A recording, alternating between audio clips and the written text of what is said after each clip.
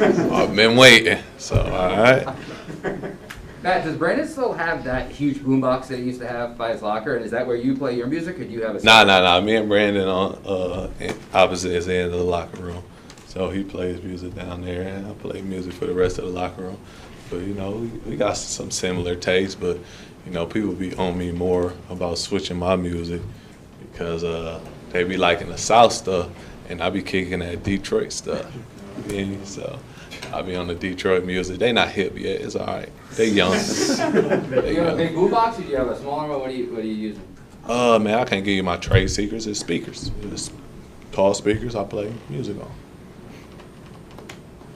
What's the celebration? Man, y'all always want to know my sauce, man. Well, you gotta stay out my sauce. You got a lot. You've got a lot of opportunity to have the celebration. Yeah. Well, I mean, it's just my celebration, my sack celebration. Me and Brian, my wife, we was talking about it, and she said, "You gotta start doing more dances." I said, "Nah, I'm gonna stick with my sack celebration." So she was trying to give me some sauce too. It's just I gotta stick with what I'm doing, man. It's working right now. So I think I'm gonna stick with that. But in the preseason, I don't do it. I do like different dances and stuff. So. You had a dance at the end of the second set. Huh? You had a little dance at the end of the second set. Yeah, at the end of the second set. So, but you know, I always start off with my sack celebration. How tough is it to get to Dak with that offensive line that they have in front? They have a pretty good offensive line, really good offensive line. You know, high draft picks, high paid players. Some players that played a lot of games together, and then some kind of newer guys to the league, but they got a lot of snaps under their belt, and so it's tough. It's a challenge. Dak also makes it hard because he's playing really good football right now. He's reading defenses very well, and he's getting the ball out of his hands fast. And his wide receivers, I don't know if it's Dak making the wide receivers look good or the wide receivers making Dak look good, but it's working.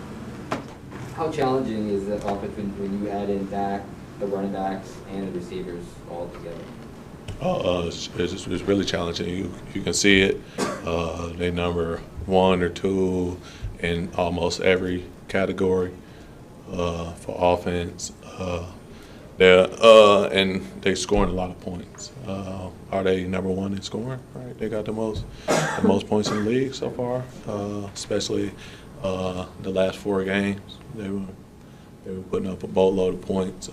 You know, some people, they usually don't get to playing some meaningful time for them just because they up on their opponent so much. So what we got to do, we got to keep them off the board. We got to keep them off the board. Try to get stops. Try to make Dak, you know, read some defenses and hold the ball a little longer so we can get to him. But it's just the front end playing with it. It's all 11 guys got to be on point this week, all 11 guys. Now, is there anything that you can point to about yourself that's allowed you to just hit the ground running with the Patriots and signing here and get off to such a great start? I think I put in the time. I think I'm a smart player, and I think as well as myself, just the guys in that locker room. It's really not me. I'm making the plays and all that stuff, but like me and Josh, we talk about pass rush and tackle placements, all that stuff. As we watch film apart, then we bring it back together. Then the coaches, they making it kind of easy on me, like just telling me, giving me hints, giving me tips. Just giving me everything I kind of need to make plays and play fast, and then also some of my other teammates like just leaning on me like, man, I need you this player, or we need you to come out here and make a play, and so I think just that helps me go out there and play fast and just be myself and just make those plays. Matt, Dante just said before you got up there, he said it's like having two Judons with Jamie Collins back on the roster. What has it been like working with him, and is he similar to you? I think we're similar, but like I said after the game, like that dude was so crazy athletic. He played 3 plays, had a sack, and when we put him in a lot more, he's gonna be a lot more productive. And so with that, I think I don't want to take anything away from Jamie because he's a great player by trying to say he's something like me because he's his own player, he's his own man. And so Jamie has been playing great football for the Patriots longer than I've been in the league. And so with that, it's going to be nice to have Jamie out there alongside me. But just to compare him to me, I don't really like to compare people. I think he also meant personality in the locker room. Oh yeah, that's my dog, man. We was talking on the sideline, and we gonna be vibing. And he brings a positive spirit and a good energy, even though like he don't talk a lot. He not like a very rah-rah guy or anything like that. He very like chill, relaxed, mild-mannered, but like dude just knows how to make plays and know how to play football. And you were really confident after the game. You said we're a good team. You're going to see that coming up. What has led you to have that confidence that this is coming and that 2 and 3 is going to be in the rear view quickly? Well, just because I come in here and work with these guys every day, and I don't want to put that in the atmosphere that we're going to continue to struggle. So when I say we're gonna be a good football team, we're gonna have to prove it. We all have to prove it. As a unit, as a team, as a position group, we got to prove it. It's not gonna be given to us.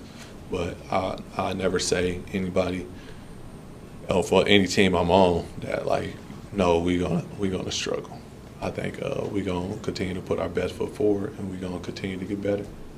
Matt, you all said after the game, you kept saying how juiced up you were about getting the win, and I know you guys take it 1 week at a time, but is that feeling something you can kind of carry over and help you this week and moving forward? We can, but also you gotta let it go. You can't let one win get too big and have you too juiced up where you start missing assignments and you're missing stuff. But you kind of like to ride that emotion. So it goes hand in hand. So you wanna keep that level of enthusiasm and ride that, but you can't overlook anything.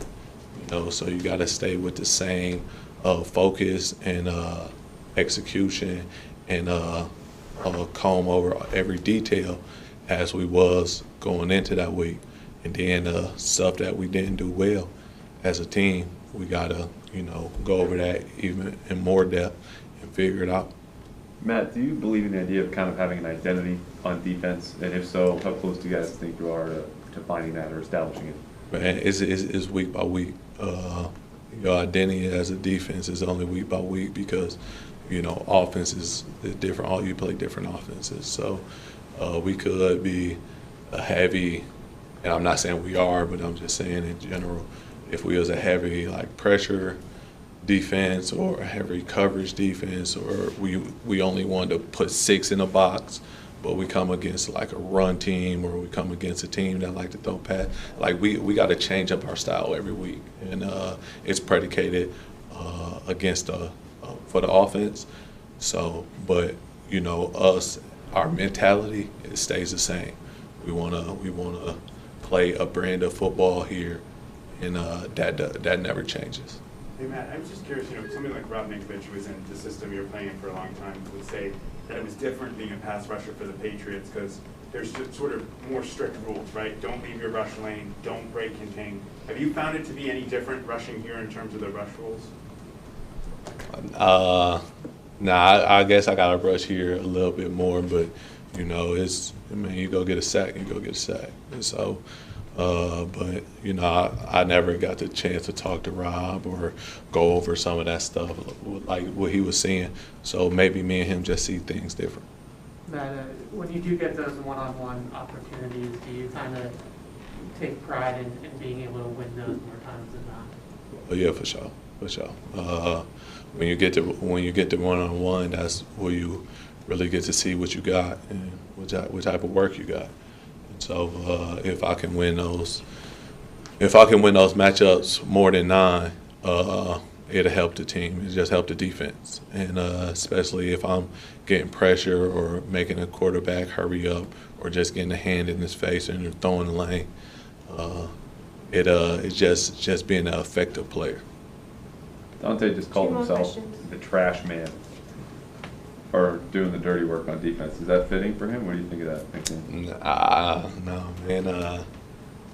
You know, if he called himself that, he called himself that, man. But I think High is a really good player, and he does do a lot of dirty jobs for us. But he makes it look good, like just how he hits players, offensive lineman, takes on blocks, defeats them.